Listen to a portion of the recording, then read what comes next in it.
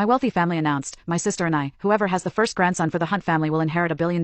In my previous life, Jocelyn married the physically strong Hector Hunter, arranged by her parents. I married Oliver, who was wheelchair-bound with a gloomy personality. Within a year of our marriage, Oliver Hunter regained the use of his legs, and I became pregnant with the Hunter family's first grandson. Jocelyn suffered abuse from Hector, lost her mind, and became the laughingstock of high society ladies. On the day I went into labor, she stabbed my belly with a knife, then embraced me as we fell from a high-rise. In this new life, Jocelyn snatched the golden bouquet Oliver had sent. I want to marry Oliver. Jocelyn, how could you take Yvonne's bouquet? Jocelyn had just accepted the extravagant golden bouquet when her father's scolding made her freeze. Father took the golden bouquet from Jocelyn's hands and passed it to me, saying, Yvonne, your health is better. Though Oliver has a disability, at least his reputation is good. Afterward, father stroked Jocelyn's head affectionately. Jocelyn, with your fragile health, marrying Hector is the best option. Looking at the golden bouquet and the wedding dress I wore, I pinched my palm hard, finally realizing I had been reborn. In my previous life, following my parents' wishes, I let the frail Jocelyn marry the physically robust Hector. However, the outcome was Jocelyn, seemingly insane, bursting into my delivery room with a knife, screaming, why are you the one to bear the Hunter family's first grandson while I'm locked in a mental hospital? It's not fair. Her actions left me bleeding. As she dragged me off the high-rise, Jocelyn's voice still echoed in my ears. Yvonne, you're only fit to be beneath my feet. Just then, Jocelyn snatched back the golden bouquet, fingering the gold-threaded petals with a smirk. Dad, I don't care. I want to marry Oliver. With just that sentence, I knew Jocelyn had been reborn too. My parents, unable to persuade Jocelyn, looked at me helplessly. I understood exactly what that look meant. All my life, my test scores couldn't exceed Jocelyn's. Whatever Jocelyn wanted, I had to give up for her. Even when it came to marrying into the Hunter family and bearing the first grandson, my parents quickly arranged for Jocelyn to marry the healthy husband. If Jocelyn prefers it, we can switch. After all, the Hunter family only cares about who bears the first grandson. As usual, I calmly accepted the gardenia bouquet sent by Hector. 2 cars waited outside. One was a Rolls-Royce sent by Oliver, with a path of carpets and flowers leading to it. The other was an ordinary sports car driven by Hector's staff, simple in appearance. Before donning our veils and heading to our respective wedding cars, Jocelyn looked at my bouquet and shook her head disdainfully. Yvonne, don't say I didn't warn you. That Hector may look strong, but I've heard he's inadequate in bed. Oliver has really put in effort. The gold flowers he sent even have a unique fragrance. With that, Jocelyn seemed satisfied, inhaling deeply from the bouquet. Under everyone's envious gaze, she held her head high and strode forward. I stepped back, holding my breath. If that's the case, I wish Jocelyn gets what she desires. After safely getting into the car, I carefully examined the bouquet in my hands, only relaxing once I confirmed there were no issues. In my previous life, the golden bouquet Oliver sent was indeed extravagant. However, it nearly left me without even a burial place. Oliver from the Hunter family never wanted to marry. He had mixed perfume into that bouquet, a fragrance designed to provoke passionate reactions. He also arranged for me to be delivered to a private box, attempting to ruin my reputation and thereby legitimately break off our engagement. Now that I've been given a second chance at life, we'll see if Jocelyn can successfully avoid this trap. Just as I stepped out of the wedding car, I felt a sudden grip around my waist. A man lifted me up and quickly carried me into the bridal chamber. Laughter and teasing erupted from outside. Impressive. Let us see what this woman looks like. Through the thin veil, I could only vaguely make out the man in front of me wearing a white suit. A lewd smile spread across his face as he reached out to lift my veil. I moved swiftly, quickly grabbing his hand while